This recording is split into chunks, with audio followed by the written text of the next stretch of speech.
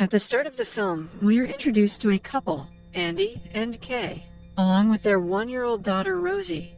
In a world ravaged by a virus that turns people into zombies in 48 hours, they seek refuge on a houseboat in rural Australia. While relocating to a safe space for the night, Andy spots 2 children playing on the riverside. He waves at them and tries to talk with them, but their father spots Andy and draws a revolver from his belt, compelling him to continue on his way. The family is used to getting supplies from the sea, as they are too scared of traveling to the land. Later, Kay mentions that their food supplies are running out, and that they should travel through land to get better supplies. However, Andy criticizes her decision, as he is scared of what lies on the land. Afterward, Andy discovers an abandoned sailboat on the riverbank and goes out to inspect it. While he collects some food and a bottle of wine from inside, he hears some strange noises coming from within a door. Despite being curious, Andy is unwilling to take any risks and retreats to his boat. He passes the captured goods over to Kay, but she is skeptical about the food. Being the good husband that he is, Andy manages to convince his wife that everything is fine. Andy probably should have mentioned the zombie sounds he heard, but I guess it's not important. Later, Kay asks Andy to take a break and then heads to the sailboat. The greed to salvage more supplies prompts her to enter the dangerous yacht alone. Andy had left earlier after hearing thuds from a door, but Kay is completely unaware of this. Soon, she gets pulled and bitten by an unknown entity, most likely a zombie. Andy's sleep is disturbed by Rosie's crying, and he goes in search of Kay. He notices some bloodstains on the floor and finds Kay trying to keep blood flow under control. She is inside the restroom and has a bite mark on her knee. She then explores a rucksack that Andy had retrieved from the yacht earlier. Kay wears a bracelet that counts down how much longer an infected has left, as well as an infusion that mitigates the brain and allows an infected to transition into a zombie painlessly. Andy and Kay discuss their objectives, revealing Kay's vulnerabilities to the family. After the emotional discussion, the family finally makes the decision to leave the houseboat and seek medical assistance. In the next scene, Thumi, a little Aboriginal girl, is shown doodling in a sketchbook. After leaving her house, she tosses a dead rabbit into a hole. She suddenly hears gurgling noises and puts her hands over her ears. It seems like she is trying to feed something. Later, Andy and Kay locate a car nearby. They nearly dodge a zombie approaching them as they drive away. After some time driving, they stop the car so that Andy can study a map as Kay starts changing Rosie's diaper. Just then, Kay drops on the floor, vomiting blood all over the place. Andy jumps out of the car and swiftly calms her down. Kay appears to be transforming into a zombie. On the other hand, Thumi can be seen throwing a snake into the hole again, but this time she hears no sound. Elsewhere, Kay regains her consciousness and examines her wound, which is dripping yellow sludge. She screams at Andy as she gets out of the car, outraged that he has been trying to keep her zombie progress secret from her. She's worried about infecting their baby daughter. Despite his concerns, Andy calms her and persuades her to follow him. To prevent Kay from making another escape, he smashes the doorknob.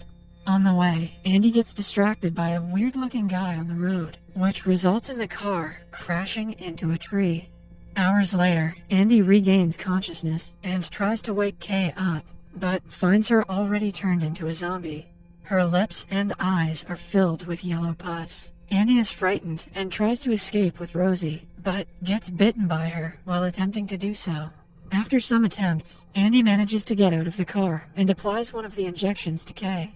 Before setting out towards the destination on foot, he puts Kay's timer bracelet on himself and straps Rosie to his back. The small girl starts crying as she misses her mother, but Andy quickly calms her down by applying Kay's perfume. During a short stop for rest, Andy discovers the person who caused their accident. He identifies him as a zombie and prepares to defend himself. Suddenly, Thumi appears and attempts to distract the zombie guy, who turns out to be her father. She requests that Andy stay away from him and cuts her hand with a rock, which begins to drip blood. This seems to attract her zombie father towards her. After some walking, Andy enters a school and encounters a retired instructor named Etta. She aids him in washing his wounds and informs him that all of the Aboriginal people in the area have left, including many of her former students. She also requests him to spend the night at the school. Later, Andy notices a fire nearby, started by the Aboriginals, and also a woman who is trying to contact Thumi. At night, Andy gets his first seizure because of the zombie infection. He begins to vomit blood and passes out. The next morning, he wakes up and walks outside to meet Etta, who urges him to look for Thumi's father, Willie, as he will look over Rosie. She then advises Andy to stay away from the Aboriginals, as they murder any zombies or infected who come near them. After the conversation, Andy heads out once again.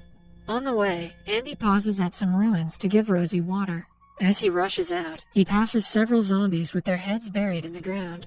One of them rises and starts pursuing him. Andy finds a car and tries to steal it, but is stopped by a guy named Vic, who protects him from the zombie who had been following him. Vic is stuck beneath a tank, and he hands up the car keys to Andy in exchange for a promise that he will save him first. Andy agrees right away, and after removing the weight that had been squeezing Vic, he starts the car. The two then rush into the car and race away, leaving the zombies behind.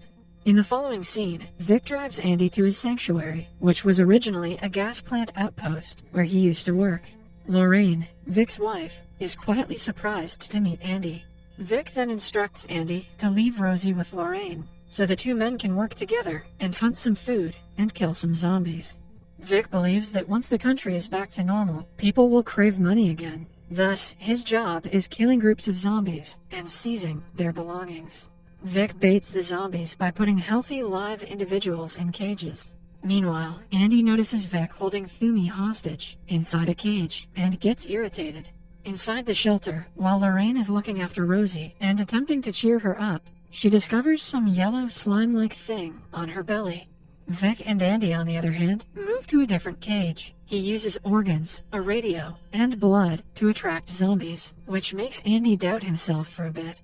After the boys return to the shelter, Lorraine discusses cleaning up Rosie briefly. As Andy plays with his daughter before putting her in a temporary cradle, his hand starts to twitch. Seeing himself in this terrible condition, and knowing that Rosie is in safe hands, Andy heads outside the shelter to a lonely place and tries to kill himself. But before he is able to do so, Lorraine confronts him and explains that she is not Vic's wife, and that Vic rescued himself by allowing her husband and other gas plant workers to die. As they are conversing, Vic appears out of nowhere and uses the butt of his rifle to knock Andy out. When Andy wakes up, he finds himself in the same cage as Thumi. Andy then asks Thumi to help him to get out of the cage. He devises a strategy in which he connects raw guts to a rope, attracting a swarm of zombies. When the zombies begin to tug on the rope, the door opens, allowing the two to flee. They safely return to the shelter and persuade Lorraine to come along with them. As they try to escape, Vic emerges and starts shooting at them. Lorraine shows herself and attempts to stop him, but it's too late, as Vic accidentally shoots her dead. Andy follows Thumi to the cage he saw before, but the man inside has vanished. They manage to avoid Vic's pursuit and spend the night in a tiny gorge. After freeing each other's chains, they sleep freely. Later at night, Thumi wakes up to heavy breathing and hides with Rosie as Andy rubs his face against blood on the wall. The next morning, Andy and Thumi have a talk regarding her father's well-being. After Andy points out that her father may never get well, Thumi storms away in anger. Just then, Thumi discovers her father straddling on the tree, dead. Andy arrives to console Thumi, but fails and swiftly departs. Soon he has another nervous breakdown after he finds out that he has very little time left before he completely transforms into a zombie. After some time, he attempts to bury his head in the earth, like other zombies. Thumi stands by the tree, heartbroken, but hears Rosie's cry and rushes to her aid. When Andy wakes up, he is surprised by Thumi, who has chosen to assist him in reaching the river. In the next scene, they travel by motorboat to the campground, where Andy last saw the family playing. They find an RV and investigate it, but find it empty. After that, Andy and Rosie search for the family, while Thumi stays behind. Andy finally meets the father, but finds out that he has been infected from a zombie attack. For the second time, the man shows Andy his loaded rifle. The man then reveals that there are 6 bullets in there, 2 of which Andy may retain after he uses the rest on himself and his family. Andy tries to persuade the man from finishing his family, but he fails. While Andy is leaving, 4 gunshots can be heard in the distance. He flinches at the sound of each of them. After the whole family is dead, Andy takes the gun and considers whether or not to shoot himself. As Andy is contemplating, Thumi appears out of nowhere, announcing that she is ready to return to her home. She also suggests that Andy follow her so that he can leave Rosie with the Aboriginals. Following this, they set out together to look for smoke coming from a nearby hill. As they pass through the train tunnel, Vic emerges in front of them. Thumi hides with Rosie inside a parked truck on the tracks, as Andy attempts to distract Vic. Andy shoots rounds but misses each time, as the two guys become more violent. Vic emerges from the shadows after the brawl and drags Thumi from the truck. He then knocks her head on the rails. While Thumi lies in agony, Vic grabs hold of Rosie. A limping Andy gets up to check on Thumi, who is still alive. He then finds Vic cradling with Rosie. He sits near Vic and demands his daughter back. At first, Vic refuses, but he ultimately returns the child, while mourning Lorraine's untimely death. The trio then continue their journey. Continuing their way towards their destination, Andy begins to transform into a zombie. With very little time left, Andy begs Thumi to promise to look out for Rosie, with whom he exchanges a goodbye. Fearing that he might harm someone, Andy covers his mouth with a guard. He then starts securing his wrists and wraps the meat from earlier on a stick. Suddenly, his eyelashes are sealed shut and he passes out. Andy has now transformed into a zombie, and all of his emotions have died. Despite this, he still carries the two children on his back, as he is drawn in by the chunk of flesh on the stick. Eventually, they arrive at the Aboriginals' camp. The warriors seize Andy, while Thumi and Rosie are hailed by her mother.